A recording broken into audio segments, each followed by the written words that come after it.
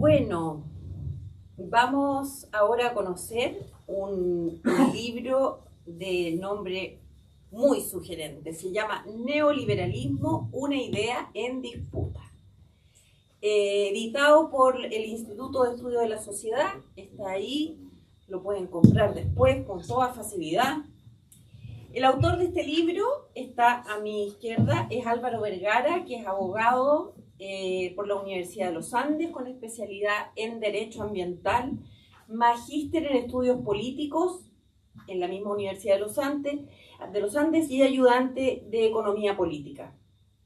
Tiene un fellowship, ¿no? Así se llama, de Don Lavoie, de Mercatus Center de la George Mason University. ¿Dónde es eso? Perdón mi ignorancia. Es un programa. ¿Pero es un programa dónde? Es online. Ah, es online, pero ¿la universidad de dónde es? De George Mason. Ya. ¿Pero y la ciudad? ¿Dónde está esa universidad o no está? Ah, ya. Bueno, eso es. Pero es muy elegante el título. Y lo importante es que te ayudan a ti a hacer tu trabajo. Es también profesor de Derecho Constitucional y Derecho Político en la Universidad Finisterre. Y es investigador del IES, que es lo más importante en este caso, puesto que ahí está editado el libro. Para comentar este libro está Tomás Villarroel, que es antiguo amigo, doctor en Historia Contemporánea por la Universidad de Würzburg, así se dice, Alemania, evidentemente, y es profesor docente asistente de la Facultad de Artes Liberales de la Universidad Adolfo Ibáñez. Entonces los voy a dejar con Álvaro primero y después Tomás va a comentar. Y además Tommy trabaja en Piensa, ¿no? Sí. Ah, sí. Mira, ¿investigas para Piensa? Sí, investigador asociado. Pero mira, qué bueno. No full time, obviamente, pero... Sí. Qué bueno. Bueno, Álvaro, adelante. Primero, muchas gracias por la presentación. En segundo lugar, agradecer al profesor Gonzalo Rojas. Yo le tengo una profunda admiración por él. He aprendido también mucho de todo lo que enseña. Así que un honor estar acá, que me haya invitado. También tengo que agradecer al Instituto de Estudios de la Sociedad, que es el instituto bajo el cual yo escribí este libro, y sus investigadores me hicieron muchos comentarios que fueron profundizando y enriqueciendo el texto. Antes de partir una exposición, me gustaría hacer solo un pequeño homenaje a un amigo que falleció esta semana, que se llama Felipe Schoenberg, que era uno de mis buenos amigos y esta semana dejó este mundo material. ¿Y por qué lo quiero traer a colación acá? Porque Felipe solía precisamente autodenominarse como un neoliberal. Era un intento de provocación, pero también porque comprendía la doctrina de este movimiento de renovación liberal que se dio en el siglo XX. Si bien sus autores de cabecera eran otros, él había leído y estudiado profundamente a estos pensadores liberales de la escuela austriaca, de la escuela ordoliberal de Friburgo y también algunos de la escuela de Chicago. Además, creo que Chile debe agradecerle a Felipe porque cuando la mayoría de los intelectuales dejaron caer lo que se denomina modelo desde 2019 en adelante, Felipe fue uno de los pocos que lo defendió públicamente, que defendió muchas instituciones del Chile, digamos, del gobierno militar en adelante.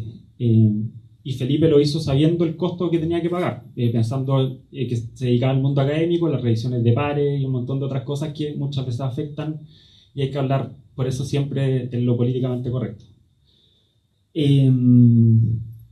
Y solo para terminar con esto, de todas maneras, yo creo que pese a su evidente calidad intelectual, terminó destacando por su calidad humana.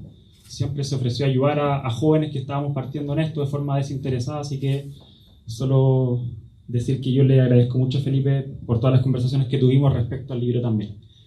Y bueno, ¿de qué se trata mi libro? ¿Por qué primero decidí escribir un libro sobre esto? Porque yo soy parte de la generación de jóvenes chilenos que nació y se crió básicamente escuchando la palabra neoliberalismo en las noticias, en la prensa, escuchamos que los adultos mencionaban la palabra, Y sin embargo, cuando yo me metí en la academia y en el ambiente de los centros de estudio, me di cuenta de que muchas veces la palabra se utilizaba como una etiqueta, como una muletilla, y cuando uno preguntaba, pero oye, ¿qué significa el neoliberalismo?, nadie podía dar una explicación más o menos sofisticada.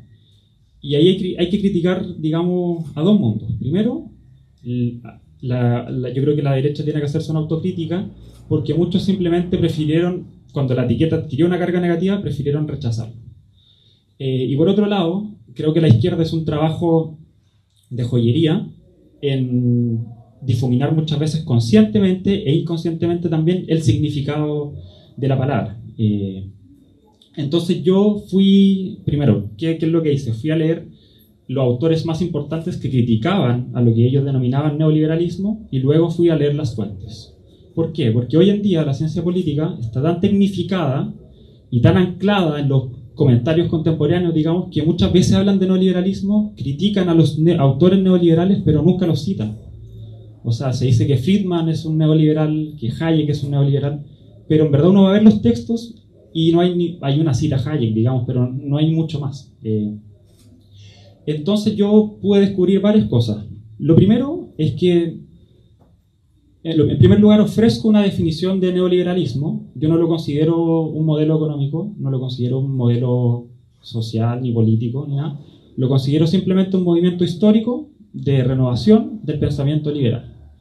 Este pensamiento histórico tiene lugar en el siglo XX, en el periodo de posguerra, y es un intento de ciertos liberales de renombre, entre los cuales se encontraba Mises, Hayek, más tarde los Chicago, también los ordoliberales Repke, entre otros Eucken, y ellos se dan cuenta de que el liberalismo clásico está perdiendo capacidad de atracción en la población frente a otras ideologías colectivistas que estaban teniendo auge en esa época. Entonces ellos se proponen primero hacer un ejercicio intelectual para renovar la doctrina liberal, pero también un ejercicio de colaboración intelectual que tuviese influencia política. Y eso para mí es el neoliberalismo, y el neoliberalismo hoy en día ya no existe, porque estos pensadores los últimos fallecieron a principios de los 2000. Yo creo que Gary Becker fue el último. Pero también me di cuenta, y esto yo creo que es lo más importante de mi libro, tracé cómo se fue utilizando la palabra dentro de la discusión pública. Entonces, si uno va a ver, la palabra neoliberal se utilizó se utilizó durante todo el siglo XX y también durante el siglo XXI, pero en el siglo XX se utilizaba precisamente para hacer referencia al ordoliberalismo alemán. Yo tengo un gráfico, de hecho se ve que la palabra se utilizaba, pero en verdad se relacionaba siempre con autores como Repke, a veces con Hayek, pese a que no era un ordoliberal, sino que era un austriaco, y otros autores que rodeaban esa esfera. Sin embargo, y así se mantuvo durante el siglo XX. Después hay otro gráfico que muestra que durante todo el siglo XX, más o menos hasta los 90, Chile no se relacionaba con la palabra neoliberal. Tampoco Friedman, sino que eran estos otros pensadores. Pero desde los años 90 en adelante hay un pic enorme en el uso de la palabra. Y yo un día no sabía darle una respuesta por qué la palabra había aumentado tanto en los 90. Y fui a hablar con el profesor Alejandro Vigo de la Universidad de los Andes, que también es un gran liberal, y me dijo, no, qué bueno que estés investigando esto. Me dijo, anda a ver las actas y la renovación socialista en Latinoamérica. Y yo dije, ¿pero qué renovación socialista? La del socialismo del siglo XXI. Entonces dije, pero profesor, ¿eso no es medio conspiranoico? Y me dijo, sí, pero Álvaro, la historia es una cadena ininterrumpida de conspiraciones, y acá no hay que ser inocente. Entonces fui a ver los archivos del socialismo del siglo XXI. Y ahí me topé que efectivamente, en las primeras actas, que están casi todas disponibles en internet, desde las primeras reuniones de estos autores y políticos de izquierda en Latinoamérica, había una intención de incluir la palabra neoliberal en su renovación socialista. Y yo ahí explico algunos motivos doctrinales de por qué ellos lo hacen, pero en el fondo, si uno ve, el neoliberalismo es un concepto europeo, pero que está marcado inevitablemente por nuestro contexto latinoamericano, porque el socialismo del siglo XXI lo vuelve a poner en la palestra pública a nivel internacional. Y desde ahí Chile sí se empieza a relacionar con lo que se llama neoliberalismo, también Friedman y también los Chicago Boys, etc. Entonces, en ese sentido, lo que yo intento hacer también es dar un análisis de cómo la izquierda interpreta el concepto. Y en esto voy a ser muy breve, pero la izquierda, y para esto yo utilizo 4 autores, entiende el neoliberalismo primero como una ideología que intenta solucionar problemas públicos con mecanismos de mercado. Y si eso uno lo va a rastrear, el primero que más o menos lo pensó y que lo relacionó con la palabra neoliberal fue Foucault, ¿no? Y eso permeó hoy en día, sobre todo en Latinoamérica. Segundo, el neoliberalismo es tomado como el sentido común imperante hoy. Por eso muchos autores de izquierda dicen que todo es neoliberal, que básicamente nosotros pensamos en base a una personalidad neoliberal. De hecho, Íñigo Errejón, que fue muy importante para el Frente Amplio, que es fundador de Podemos, lo acusaron de acoso sexual, y su excusa fue que él había sido moldeado por la mentalidad neoliberal. O sea, para que vean que el concepto se utiliza para cualquier cosa. Tercero, el concepto también ha sido utilizado como un adversario que sirvió precisamente para aglutinar a la izquierda, que estaba en una crisis intelectual y política, luego la caída del muro de Berlín y la caída de la Unión Soviética, para rearticular a la izquierda latinoamericana. Y esto también pueden encontrarlo en los escritos de Chantal Mouffe, sobre todo en Hegemonía y Estrategia Socialista.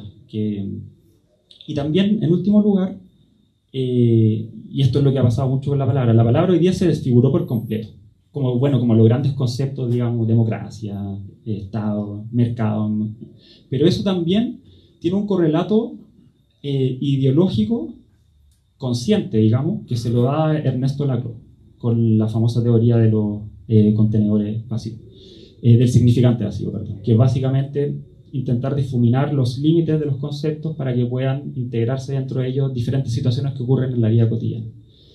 Entonces, eso es básicamente mi libro. Yo intento reconstruir una historia intelectual que había que hacer. Cómo estos intelectuales, yo tengo una profunda admiración por Hayek, por ejemplo, cómo Hayek aglutinó este grupo de pensadores e intentó, en vista de la situación crítica que se vivía en Europa, elaborar una respuesta no solo teórica, sino también política. Y segundo, rastrear cómo los adversarios, por decirlo de alguna manera, de estos pensadores, adversarios, digamos, después, sobre todo, en el curso de los años, intentaron tomarse a estos pensadores, algunos en serio, otros no, pero sobre todo oponerse a la palabra y utilizarlo como una herramienta política. Hoy día todos hablan de neoliberalismo, pero yo creo que había que hacer un intento desde la derecha por intentar ofrecer una definición concreta. Muchas gracias.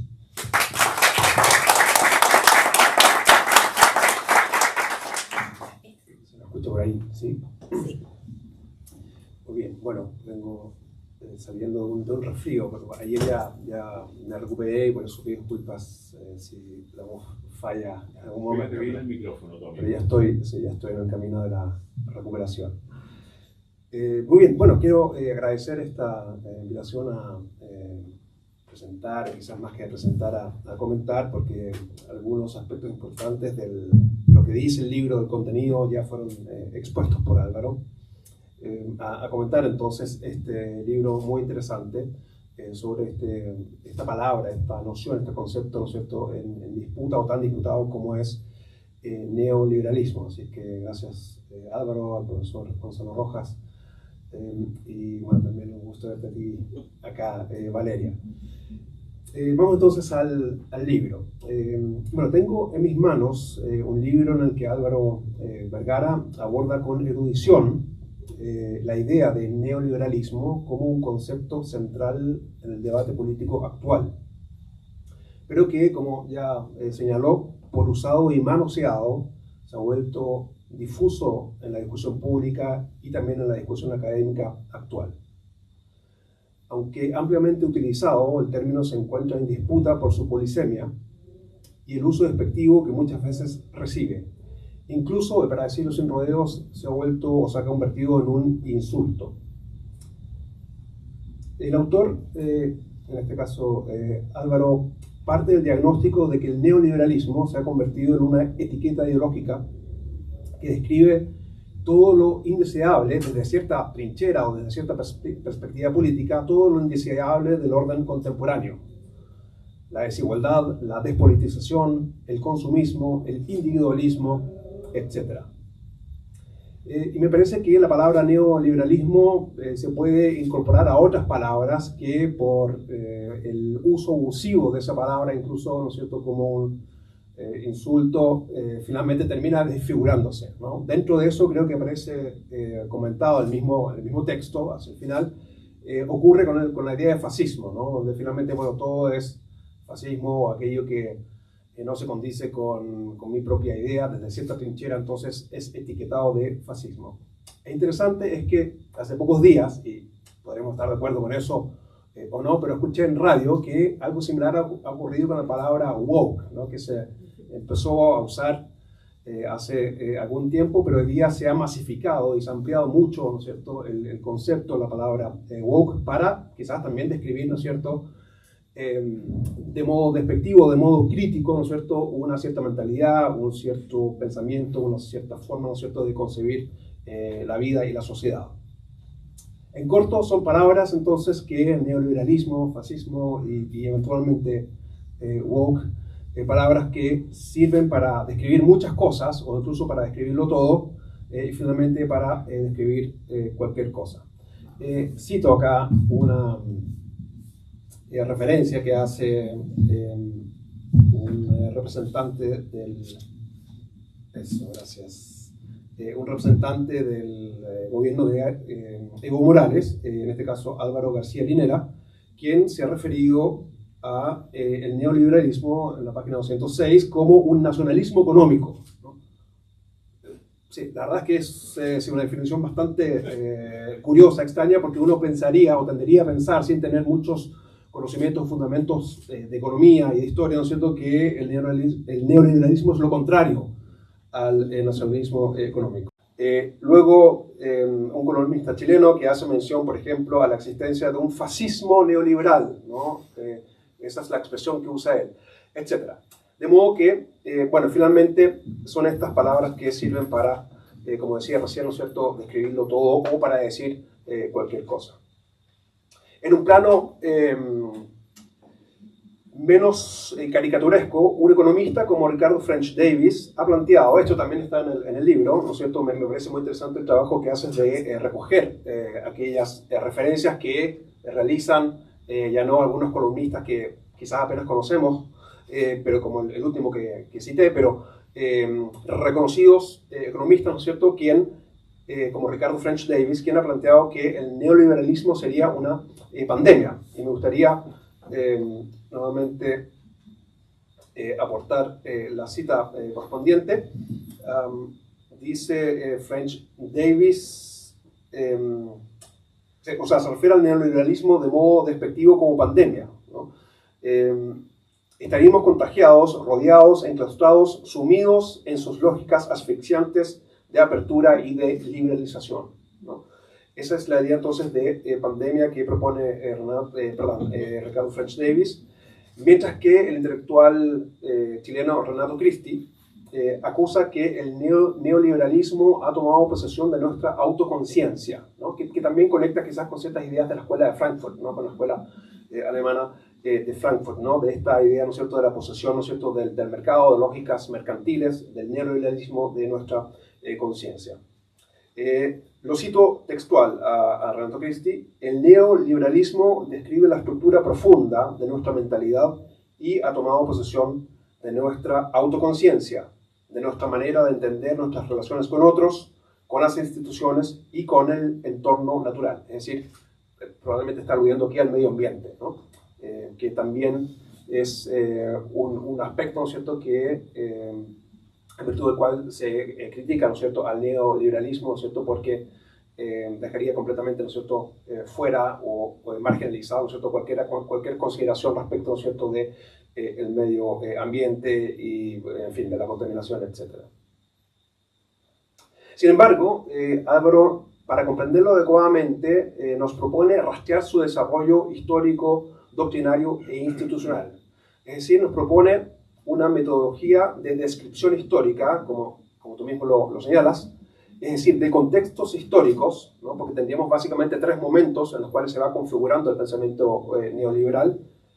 Es decir, propones una metodología de descripción histórica antes que una definición a partir de fórmulas abstractas que impiden precisar su contenido, ¿no? Que es precisamente lo que pasa con este uso y abuso y manipulación, ¿no es cierto?, del concepto de neoliberalismo.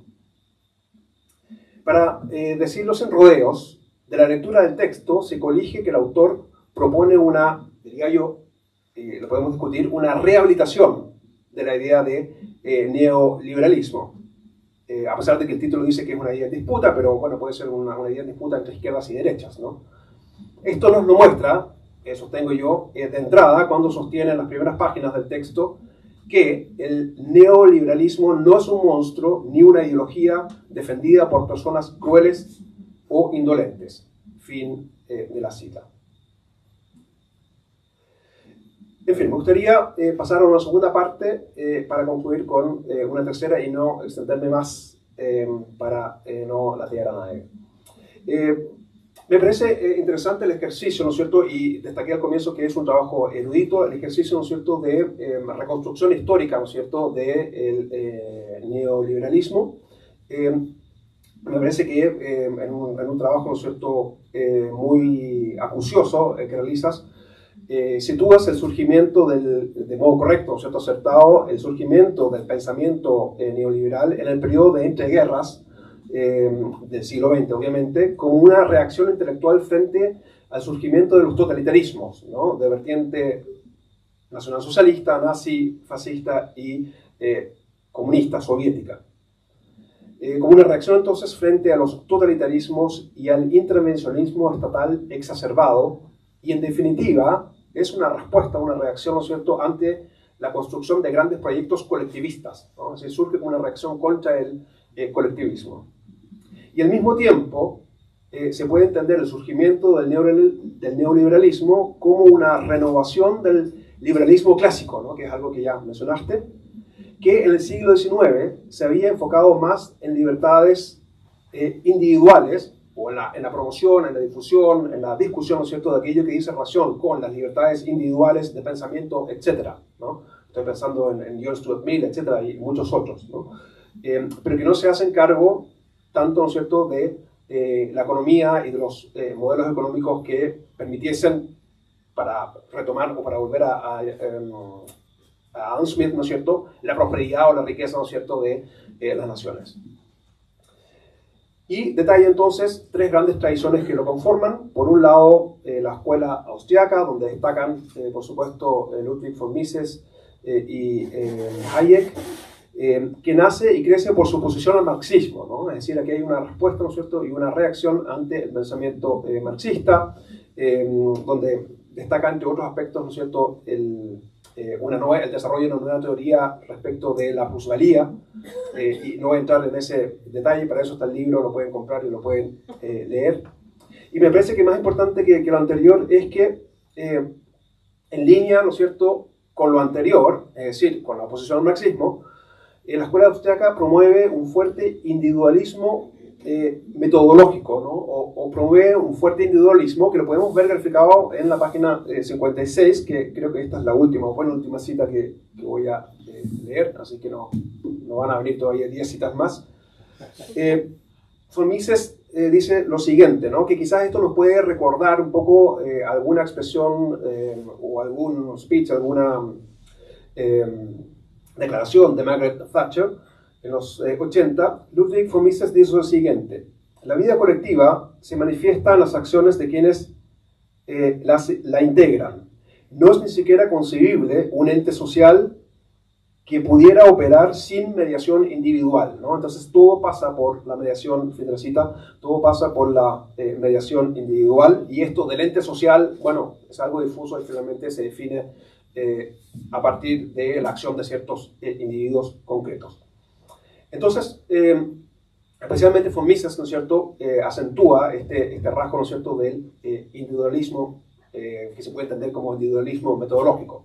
También se caracteriza la escuela austríaca por una crítica radical a la planificación central, ¿no?, si es que se opone especialmente al comunismo soviético, pero también al nazismo y al fascismo, obviamente, ¿no es cierto?, que quizás el núcleo de la idea del neoliberalismo es una crítica, ¿no es cierto?, al excesivo intervencionismo del Estado y su peor expresión, ¿no es cierto?, que sería la planificación central como se aplicó en la experiencia histórica de la Unión Soviética.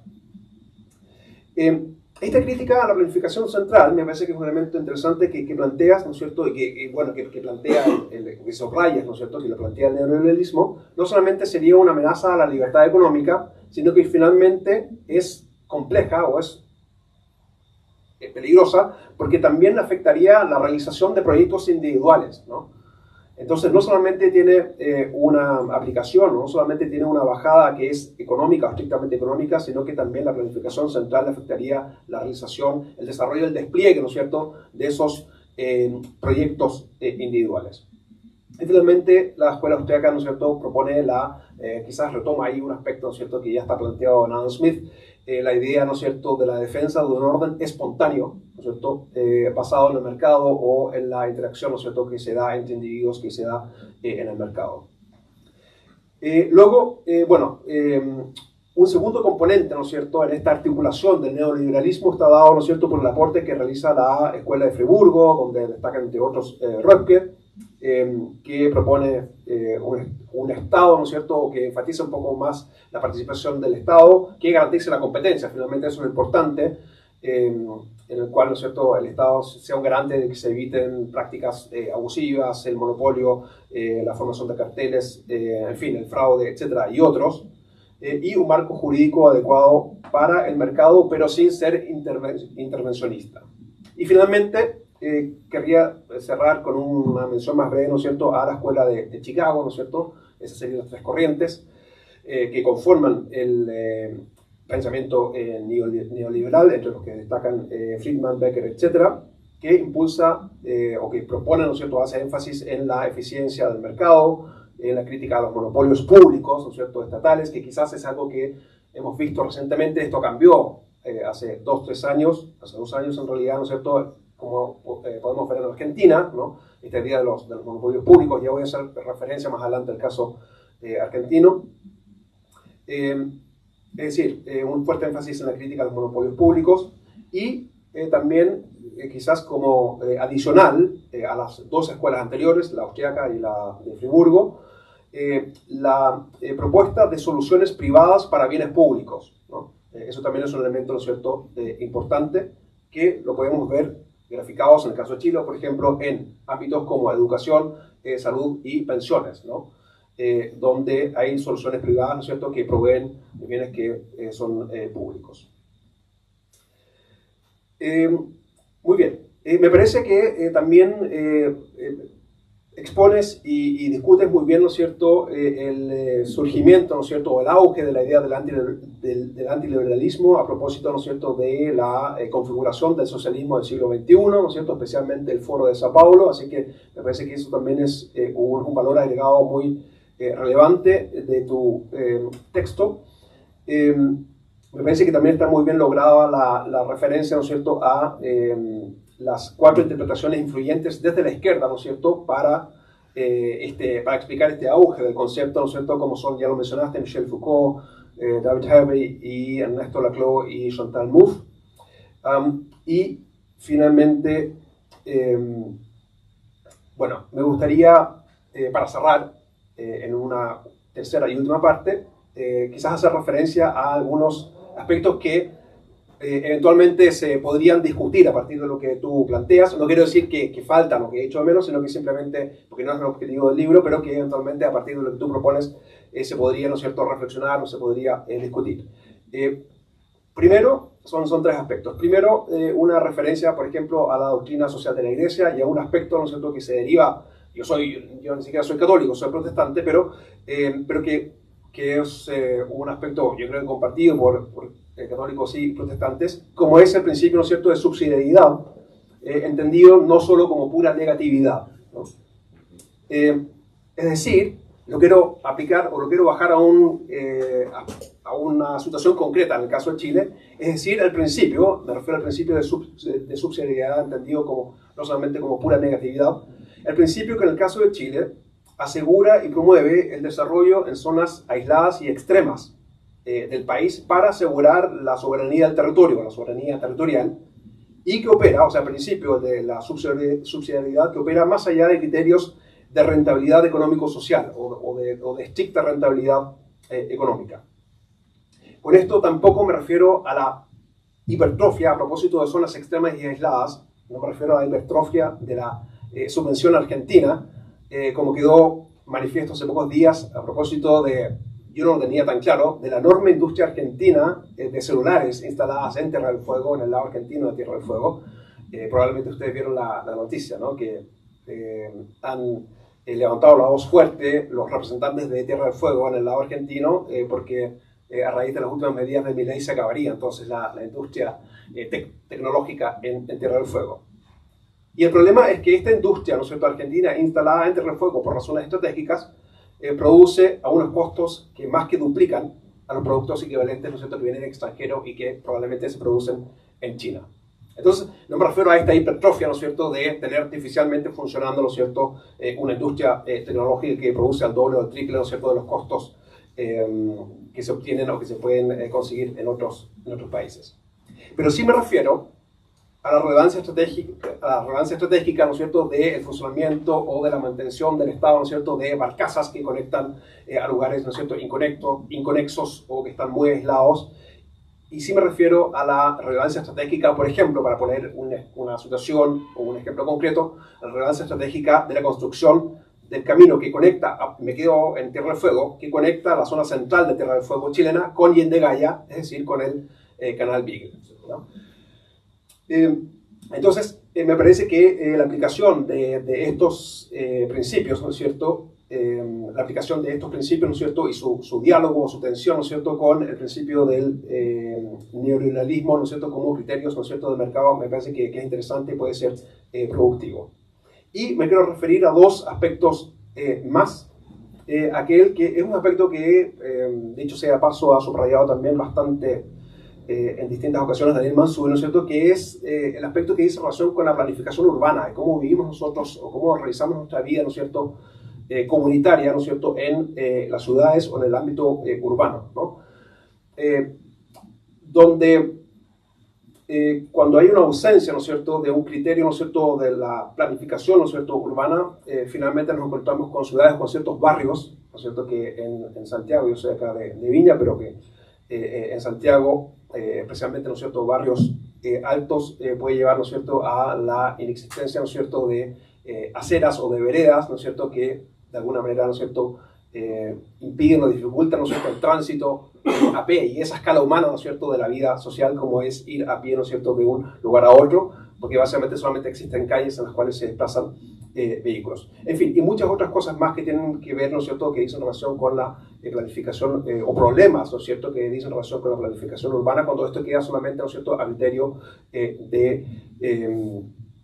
o cuando el único criterio, ¿no es cierto?, es el criterio, ¿no es cierto?, de mercado o de agentes privados que velan por sus intereses privados económicos. Y el tercer aspecto que me parece que se podría poner en diálogo con el concepto de neoliberalismo es, y como yo soy acá de Viña, soy de región, dice relación con, para bajarlo también a un caso concreto, dice relación con el transporte público en regiones. Me refiero al transporte público concreto acá en Viña del Paraíso. Entiendo que en la Gran Concepción, etcétera, no es mucho mejor.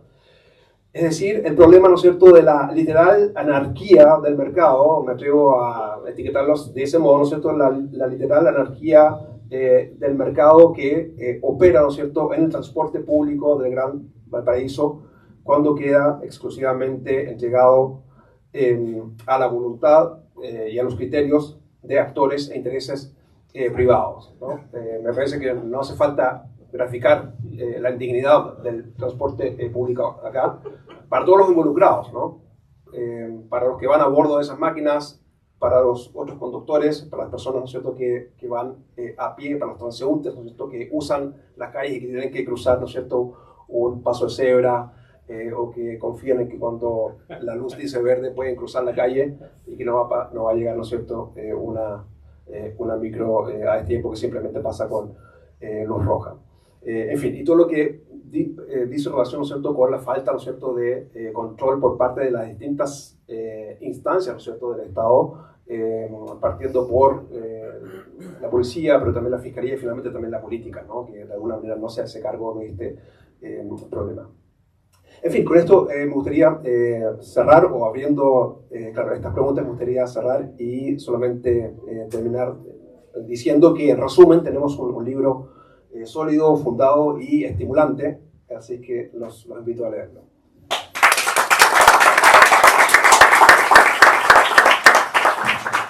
Muchas gracias, Tomás. Muchas gracias, Álvaro. Podemos abrir las preguntas. Ahí hay una. Yo también tengo una, así que déjenme espacio. ¿Yo primero? Sí, usted primero. Ya, esta pregunta es para Álvaro, porque en algún momento en la presentación dijiste, Álvaro, que el concepto de neoliberalismo iba más allá de los asuntos económicos.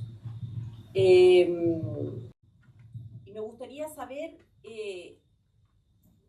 respecto de esta definición que tú has hecho de neoliberalismo y de estos tres aspectos, de estas tres escuelas que nombra el libro y que las rescató Tomás, ¿cómo se manifestaría eso en otros ámbitos que no sean el económico?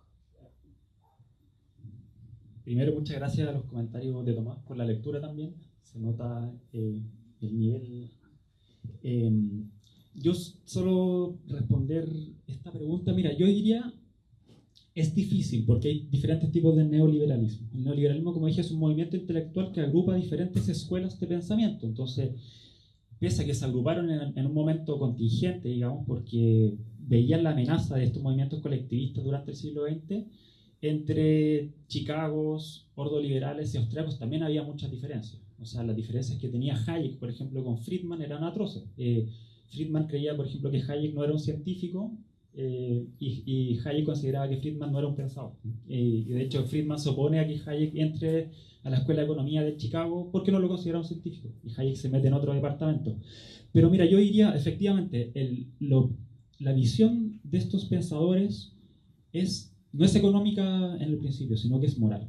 La economía de mercado en ese sentido no es una ideología pragmática, pese a que tenga muchos componentes pragmáticos, sino que en el inicio es una doctrina moral, en el cual, por ejemplo, y esto es una de las cosas que intento disputar en el libro, el entendimiento que ellos tienen del mercado, el mercado para ellos no es como se dicen los típicos tratados de economía, en lugar en que van los oferentes y los demandantes y se establece un precio a través de oferta y demanda. No, el mercado para estos pensadores es una esfera moral en la cual nosotros podemos intervenir libremente, en la cual podemos cooperar y también podemos competir entre nosotros, y que en base a esas interacciones vamos resolviendo problemas de nosotros, se produce la innovación y un montón de otras cosas.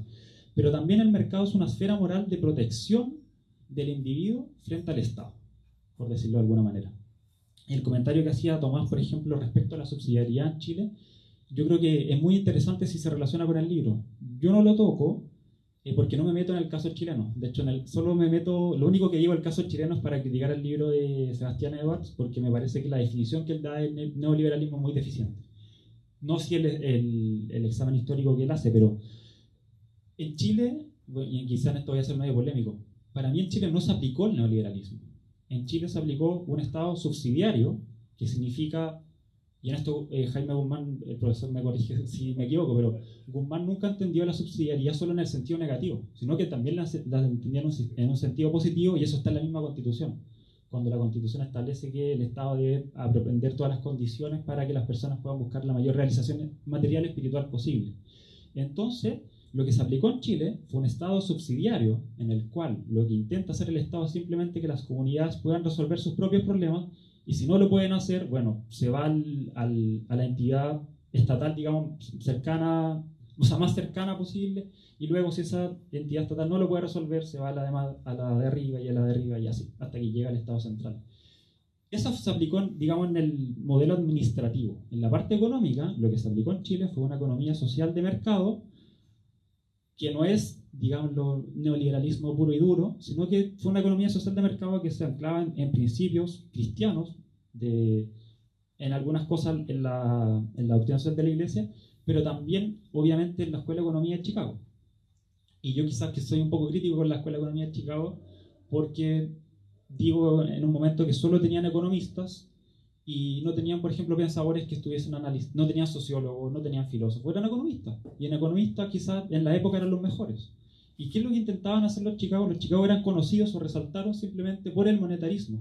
La gente hoy en día dice, no, la escuela de Chicago es neoliberal. No, la escuela de Chicago es una escuela liberal y dentro de esa escuela liberal había pensadores monetaristas y había pensadores que no eran monetaristas. Friedman era monetarista.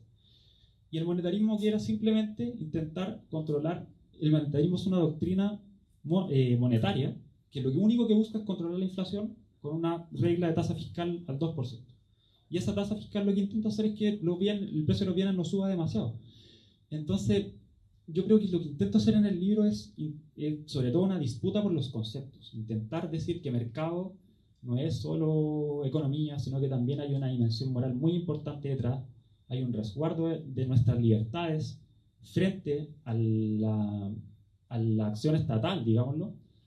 Y también no hay que ser inocente, y en ese sentido estos pensadores también muchas veces confundían al mercado con la sociedad civil, y por eso Hayek hablaba de órdenes de mercado, en fin, un montón de otras cosas.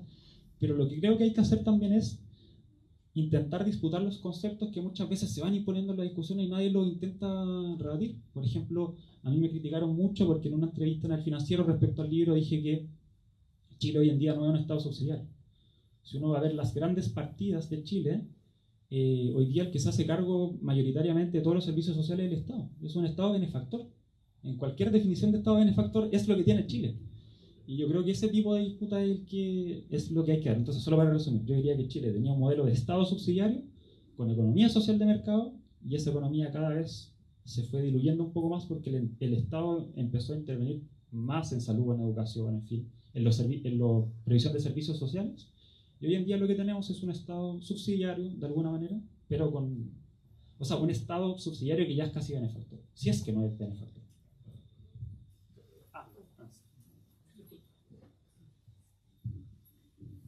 Ahí está la pregunta. Otra pregunta al lado. Bueno, muchas gracias por toda la charla. Quería preguntar específicamente ya que usted considera el neoliberalismo como un movimiento con diferentes fases.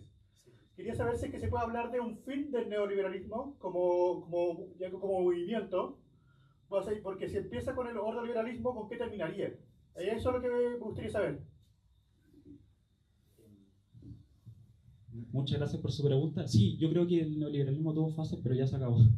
Que se murió, el neoliberalismo se murió cuando terminaron de fallecer los pensadores que integraron el movimiento. Yo creo que hoy día existen otro tipo de movimientos como liberales. Hoy día se está dando muy fuerte el movimiento libertario, pero para mí el movimiento libertario no es un movimiento neoliberal. Es una rama del liberalismo que desciende de Mises, que después la tratan otros pensadores como Rothbard. Yo creo que acá Andrés sabe mucho más que yo de esto, pero y Hazlitt y un montón de otros pensadores, pero los libertarios no son neoliberales, creen otro tipo de principios, vienen de otra escuela, tienen otras prácticas políticas. Entonces yo estoy de acuerdo con usted, el neoliberalismo tuvo etapas prácticas también, hubo intentos de reformas económicas y sociales que se inspiraron en el pensamiento neoliberal. Y en ese sentido yo difiero del presidente Boric. Yo creo que el neoliberalismo, Chile no fue la cuna del neoliberalismo, tampoco fue su tumba, y no la hacen, yo creo, porque nunca lo fue, pero el primer intento de aplicación de reformas inspiradas en el pensamiento neoliberal fue la Alemania de posguerra. Porque la Alemania de posguerra, en un principio, en el 48, con la inflación que tenían la destrucción luego de la Segunda Guerra, lo que empiezan a aplicar Ludwig Erhard, sobre todo, son reformas de mercado. Bajan los precios, desregulan los precios estaban fijados, desregulan los precios, bajan los impuestos, se dan todas las condiciones para una economía libre, y luego cuando Alemania ya empieza a crecer, vienen luego las reformas sociales, viene la provisión de derechos sociales, en fin. Yo creo que eso podría... Álvaro, muchas gracias por tus palabras. Trataré de estar a la altura de lo que esperas de mí.